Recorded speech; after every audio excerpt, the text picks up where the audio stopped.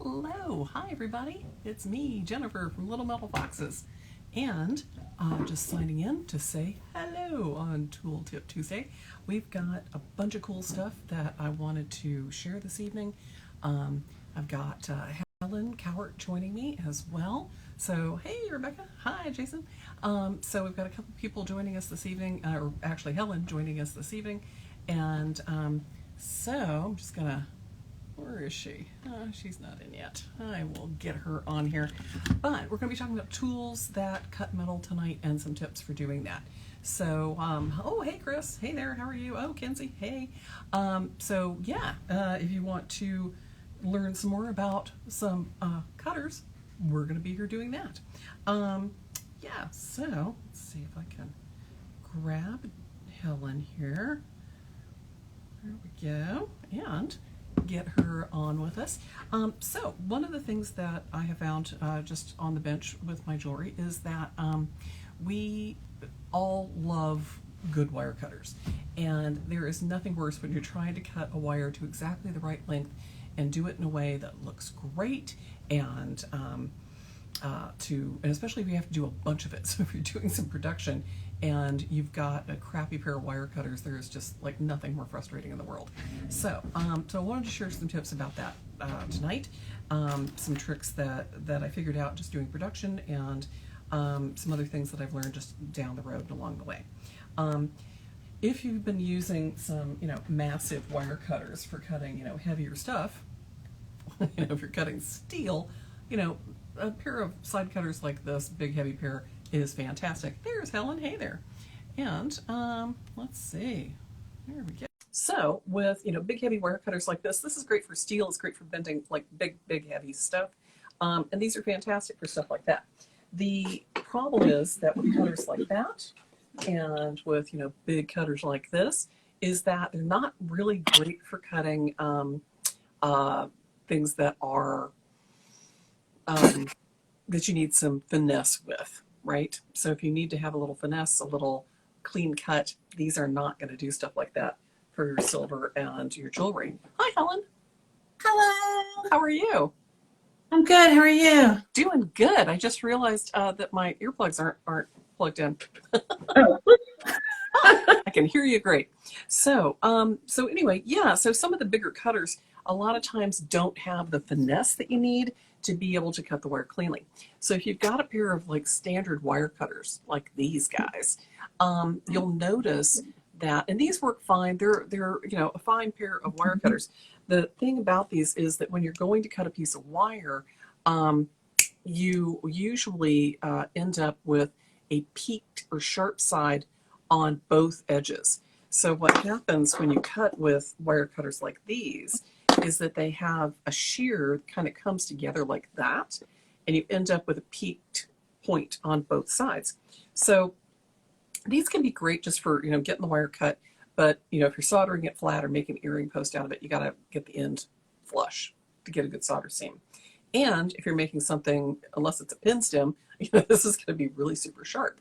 So just by and there are some really good flush cutters that are really affordable for not a lot of money. So I wanted to share with you some of those things and some tricks for cutting multiple wires at when you're doing like a production thing or cutting a bunch for earring wires or something like that, where you want the same length wire. There are a couple of tools that are fantastic for that. So Julia had a great one that she showed us. On Sunday. Yeah, I've got that set up here too. So for doing the production stuff. But just start out sort of with the basic wire cutters. Wire cutters like this are usually not too terribly expensive. They're under $10. And the thing about these is you don't ever want to cut anything heavier than these are designed to cut. So make sure when you purchase these, you know what their maximum capacity is, and don't try and cut something heavier, because the way that these are designed with this lap joint, if you try and cut something heavier, a lot of times it can break them at the lap joint. That's a weak spot in the pliers. So you'll end up like just cracking it right off. The other thing is that if you're cutting wire that may be harder than these are designed to cut, you may end up with notches all along the inside edge of your cutter, and that can be a real pain in the butt. So if you're cutting like work hardened brass or something, and a lot, or cutting steel with these, you're going to end up damaging the cutting edge, and that can be a real problem. So so do take a look and see what the maximum capacity is and what they're actually designed to cut before you purchase a pair of inexpensive cutters that won't do what you need them to do. There are other inexpensive cutters that can do a great job for what you need. So if you've got something, you're like, well, I just need a good pair of flush cutters. You know, something like these guys are fantastic. And these I picked up on Rio, and these are about $9 flush cutters. And the difference, yeah, those are great too, the Xuron. The difference between flush cutters and regular standard wire cutters is that you only get the peaked edge on one side. So it's really flat on the other. So you don't get like that Pinch evenly, point. yeah, that pinched point. So it'll be more like that when it cuts, and you end up with a flat side and then a peaked side on the other. And the maximum capacity for these is 18 gauge. So that's not real heavy for a pair of wire cutters. So if you're looking to cut 16 gauge, you're going to end up damaging these pliers. And they're, you know, not too terribly inexpensive. These are about, you know, a $9 pair of pliers, but still they'll only cut up to 18 gauge. So for finer stuff, these can be great, but not all the time, you know, for what you need to do. But I'm pretty sure mine are 18 gauge. yeah, I think so. Yeah. And yours has a knob on it that has a stop as well. Oh, yeah. So that stop will allow you to cut so deep so that the teeth don't overbite each other. So a lot of times if the teeth are hitting each other really hard, it can damage them. So the little stop, hold those up, Helen. It has like a little little cap screw. And you can screw that to adjust it so it doesn't like end up overcrossing or end up biting into each other. So that'll stop the cut from going too hard, too fast. Yeah. So if you're like, oh, and it breaks through the wire and it's like, like crams into each other, it can be really hard on the teeth. So that's actually a good safety feature on pliers when you're looking for that, or wire cutters. The other ones that I really like are these guys. And these are little Xuron super flush or double flush cutters. And they actually cut flush on both edges. So they're almost like a pair of shears because they cut flush on both sides. So you don't end up with that heavy pitch on either side. So these guys are like little shears. There they are. Boop, boop. And I'm surprised that these can cut up to 12 gauge. I thought Wow. these are pretty teeny delicate tiny, stuff. but such a thick. So for $14 for a double flush cutting pair of wire cutters, this is a great deal. And these are from Yeah. Xuron. You can get these in a couple of different places. I think Rio's got one from Swanstrom, but I think or Lindstrom, and I know they're probably a little more expensive than these are. But these are just the Xuron double flush cut, and these are Yeah, like, you know, I think these are Swanstrom Super Flush. yeah, super flush Yeah. is great because the super flush really does give you like a flat edge, and then the other side is peaked. But these are double flush, so they actually cut flat on both sides. I think I have to get so- a pair of those. So what? I have to get a pair of those. I know, right? Yeah. So my favorite flush cutters, though, that I use on everything is this. And these are also Xuron, and that's Xuron, Xuron. And the Xuron makes really good flush cutters. Yeah.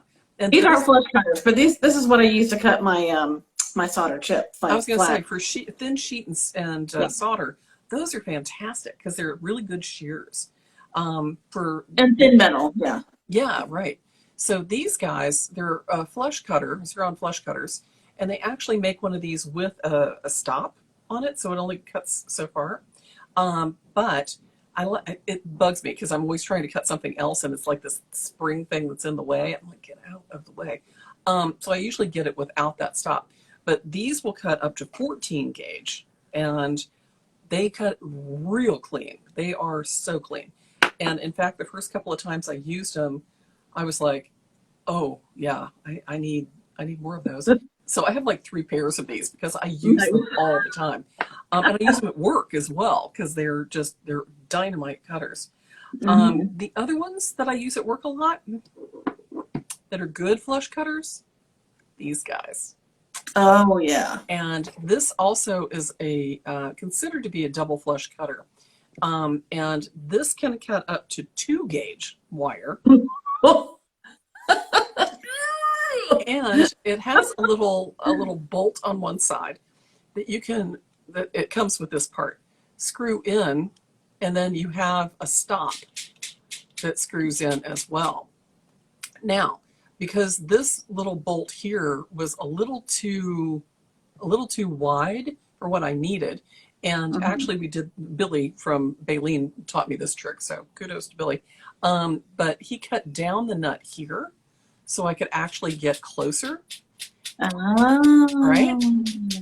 And you can get these types of nuts from the hardware store. I went and bought one of these, and you can cut these to different lengths so that they'll screw into this point. Like you can change this nut there, right? And actually screw on one of these guys, and you've got a longer extension that allows you to screw right up to it, and you can cut the same length all the time.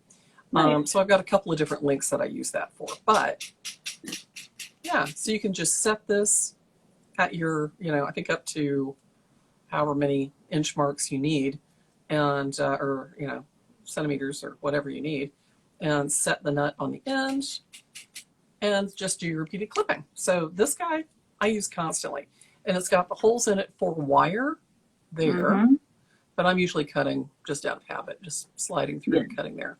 And I love that it's got the hooked front on it, because a lot of times I'm just sliding wire in, and that way it doesn't like slip out, and I can just feed wire in to do multiple cuts.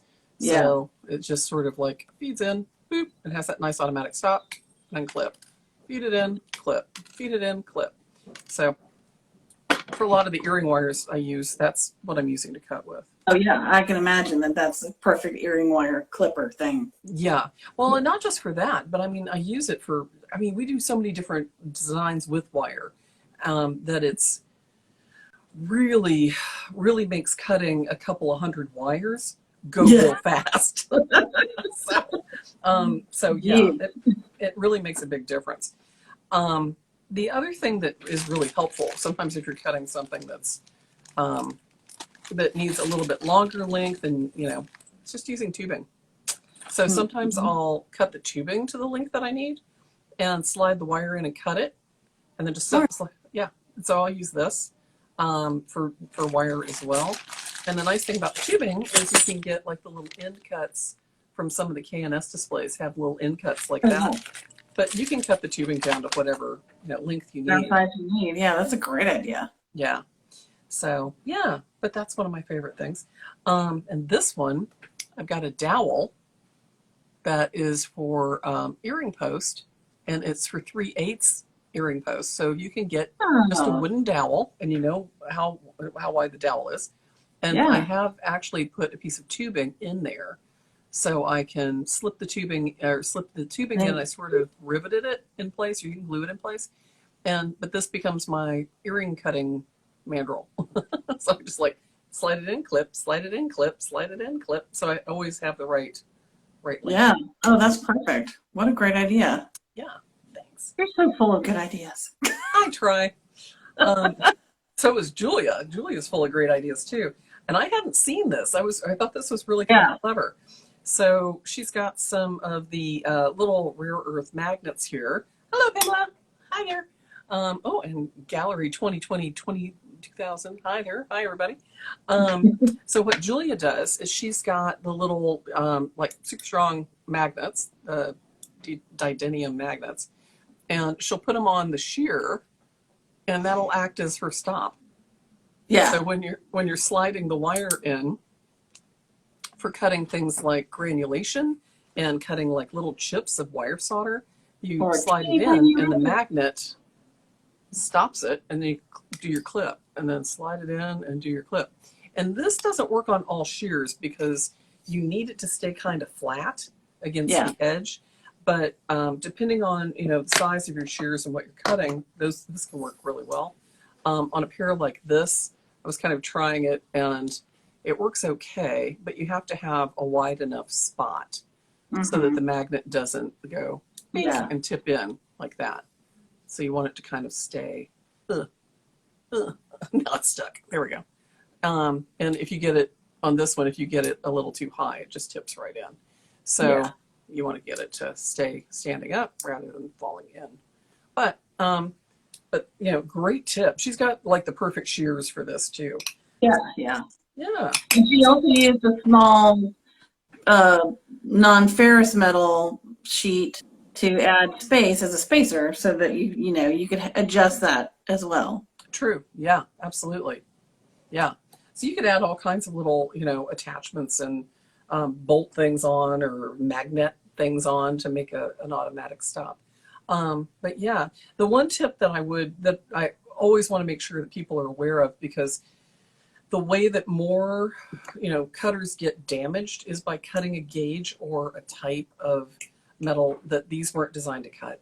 And so, just knowing what your maximum gauge is really important, right? Yeah. Yeah. So just be aware of that. If you're cutting something like brass with some of those, you may even want to go, up a gauge to something finer. So anyway, yeah. Yeah. So what's your favorite ones, Helen? These are the only two that I have. I take that back. I have one more pair. They're a little weird, but I thought I'd try them out. And they're okay.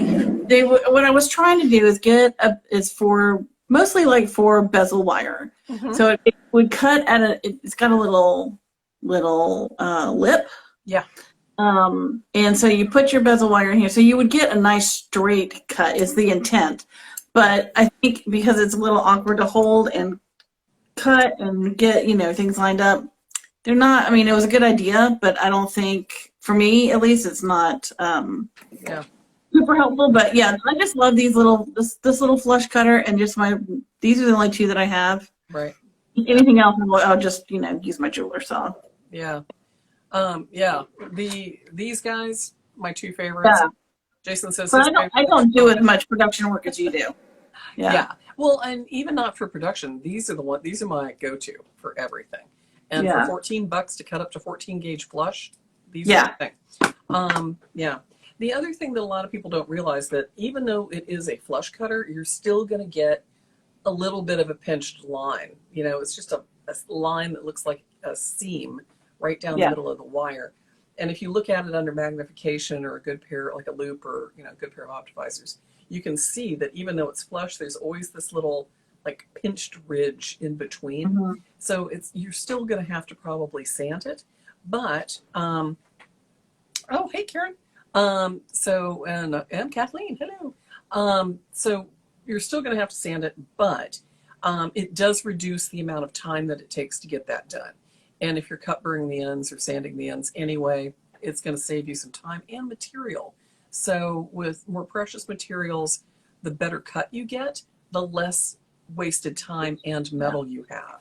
So I think that's always, important to sort of look at. But yeah, always, I've just seen more pliers break because people are like trying to cut something that's too heavy, hard, and then it's like crack, and you end up cracking that lap joint. So yeah, that's a stinker. I hate that. And then you're like, especially if that's like your only pair of wire cutters, and then you're in the middle of something. These are inexpensive. They're not a real high grade of steel, but for like $9, you're gonna get what you get. Yeah, they're pretty handy. I definitely should get a pair of those as well. Yeah, these are my favorite. My tool list to get is getting longer. These are definitely my favorite. And you just, seriously, with any of the flush cutters, you just want to be careful about what you're cutting, how heavy the gauge is, and how hard the metal is. Because I can cut, copper and silver, but the minute I start cutting like work hardened brass, I can damage that flush cut. So so just be careful about that, and check your parameters for those before you try and use them on something and damage themselves. So anywho, yay. So that's all I know about flush cutters and shears. These are definitely a great pair of shears, but more on shears later. So yeah, so what else is coming up, Helen? I just actually redid my list. Awesome. So we have, starting, let's see, Saturday, we have adding gold granulation with Julia Lowther. Right. And then she's turning around the next day, Sunday, and doing a chain making class with all about Byzantine chain. Right. And she's got some beautiful examples that she's going to show you with square chain, and I think that one of them is like a trellis chain. I mean, her chain work is amazing. Yeah, we just posted that trellis chain on the on our yes, it's so yeah, it really is a curved bracelet. Yeah. So she'll be talking about like a lot of different styles of Byzantine, the Byzantine family, not just like one particular leg, right? Yeah. And then you are teaching a double header next on the Saturday, June 5th. You're doing soldering essentials, and oh no, I'm sorry, it's not a double header. Take that back. It is a double header, but it's not just you. Right. So it's Jennifer in the morning, soldering essentials, and Julia in the afternoon, the granulation part 2. Right. And the granulation cast. Yeah, the granulation part 2 is adding those grains on, but granulation part 1 is really important to know how to make the grains, and separate them, and get the sizes right, and everything else. So yeah. We actually got to see some of her samples on Sunday, and they were just so beautiful. And then looking at some of the ancient examples from the Etruscans and stuff, it was just like, what? It's mind blowing. I mean, the size of those balls were so tiny. Yeah, they're like 1/10 of a millimeter, and they're smaller than a grain of sand. And it's really remarkable when you're looking at the ancient pieces of jewelry in general, you know, and thinking like, oh my gosh, they did not have Rio. How did they get anything done? I didn't have a good pair of flush cutters. How were they doing that? So yeah, it really is remarkable when you start looking at the ancient granulation. Oh, hey, hi there. Oh, look what I got. I got to smell that candle. Oh my God, that candle is just the yummiest thing. I love this thing so much. It smells so good right now. So good. I can't bring myself to set it on fire. But it looks great with it propping my jewelry. So yes, Liberate and Lather. Thank you. We love you. So yeah, what else is coming up, classes? You are again on Wednesday the 9th, June 9th, adding gold overlay. Yes. And then you're doing a rolling mill that following Saturday. Gold overlay. So gold overlay is a little bit different than like kambu, which is a Korean process of fusing gold foil to a surface, and it can be beautiful and delicate and can add graphic qualities and all kinds of wonderful stuff. So kambu is really, really amazing, and traditionally is done in a lot of places all over the world, but its oldest history is from Korea. Then overlay is actually done by soldering, and you can do overlay with a lot of different materials because you can solder them on, really easily. But it looks like kambu in a way, but it's basically a marriage of metals, and it's a way to make add some color very affordably. In fact, all the gold overlay samples that I've got, I did with scrap metal and old pieces of like a leftover earring wire from a million years ago that I'll never find the other one for. And so it's not limited to a certain carat. You can use whatever you want. Yeah. So, and I actually have tried this with gold fill. So you can do it with gold fill. You can do it with scrap gold. You can do it with silver on copper. There's lots of processes that you can do it with, and you can get all kinds of like wire designs and cutout sheet and patterns and stuff. So, but it looks like inlay. Yeah, so it can look like inlaid wire, and it can look like kambu. It can look like a couple of different things just depending on how you use it. So, but it does give you a little pop and a little contrast and a little color, and you can do it really affordably, which is really kind of fun. So, Yeah, we have a sample of your earrings that you were holding up. There's a closer photograph on our Instagram feed. yeah, on our post, yeah, Yep. absolutely, and yeah, so that's always fun stuff, and you can do it on top of all kinds of patterned metal and so on. Um, oh, Jason was asking, what's the maintenance of these tools? What do we need to do maintenance Oh, on these tools?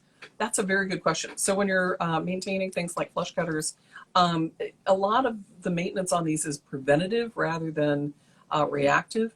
But you know, like I said, making sure that you're not using a gauge of wire or a type of wire um, that is the wrong wire for it is really one of the best things to do for the maintenance of these and the life of these, just to keep them working longer. But most of these are um, designed to last a long time. They're, you know, you don't that's need to Simon. you don't need to do anything about that. Yeah, one of Simon's friends is here, but they're you know, pretty much maintenance free. So because they're, you know, like a $9 pair of flush cutters or a $14 pair of flush cutters, normally they will break or the edges will chip before, you know, you could ever do anything to them. And usually you're replacing them before you would. You don't want to expose them to salt and water and stuff like that. You know, if you're keeping them clean and dry and rust free, you're fine. Yeah. Yeah. So yes, that's the answer to that question. What else is coming up, Helen? So we have etch in a bag, Yeah. and so that's going to be a really interesting technique. So it's etching your copper with the ferric chloride, and you're going to do it in things that you can find in your kitchen. That's amazing. Yes. Helen's So, Helen, you're doing that? You're gonna try it. oh, I might take the class, but I am not the expert. Yeah, Julia's teaching Um, that one too. Yeah. yeah. Yeah. And then she's got, Julia has lockets coming up in the middle of June, and then you have more added gold with the solder inlay. And Yes. then we're going to do some alternative stone setting as well. Yes, that's coming up as well. And oh, I don't have my solder inlay pieces here, but yeah, solder inlay is really crazy cool. It's you're taking you can do it with gold or silver solder, and you can use like press a design with your rolling mill into your copper. You can do it through etching techniques, or you can hammer stuff into the surface if you want to. But basically, you're getting or pierce out the surface, and by having that shallower area, you're laying solder into the low areas, and then the high areas remain the color of your base metal. So if your base metal is silver and you're using gold solder, yay, you can get a gold and silver, gold inlay on silver. If you're doing a gold on copper, you can get gold with like using a little bit of patina, get like a black with gold popping on the surface. So there's all kinds of ways that you can do solder inlays as well. So that's going to be a fun class too. Yeah. And lots of stone setting classes coming up in July. Yeah, we have wire baskets, flush pattern, a back set, which you haven't done before. That's a new one. Yep. And then, ooh, and your snake skin pattern. Yes, the snakeskin piece.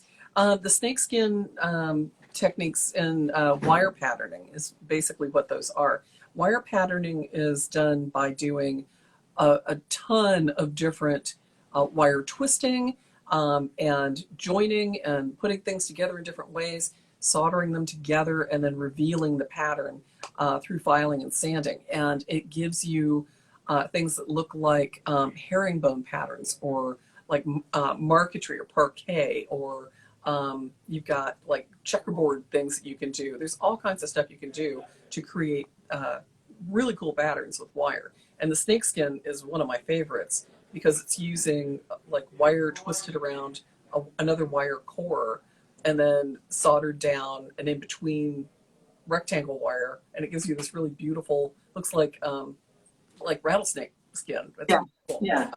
So yeah, so that's the pictures of that on the post as well. Yeah, we put those away too. They're around here. So yeah, we've got some fun stuff coming up. Yeah, and they got more stuff in July. So we got boxes, how to make your own box out of metal with a hinge and a latch. Right. And then hollow box ring. Julia's going to teach how to make a hollow box ring, and Right. those are really, really neat.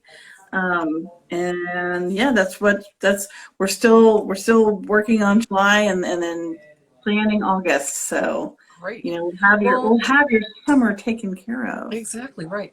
And you had mentioned the solder essentials coming up. Solder essentials is going to be good because I know a lot of people can be really intimidated to do soldering at home and they're not sure what torches will work. So we're going to cover. There's my sister Leslie. Hi, Leslie. Hi, Leslie. So it's going to be a lot of really good information about which torches work with what you're doing and getting to know the torch that you've got, and all kinds of solder tips and talking about all kinds of different solders. So we'll talk about the wire, the sheet, paste, chip, powder, all kinds of stuff. Pick soldering. So yeah, we'll do all the solders, but basically helping you understand and become more confident in your own studio with your soldering. So yeah, cool. That's what we're up to. I know. I always love looking at our list and going, wow, there's so much that you guys know that you can share.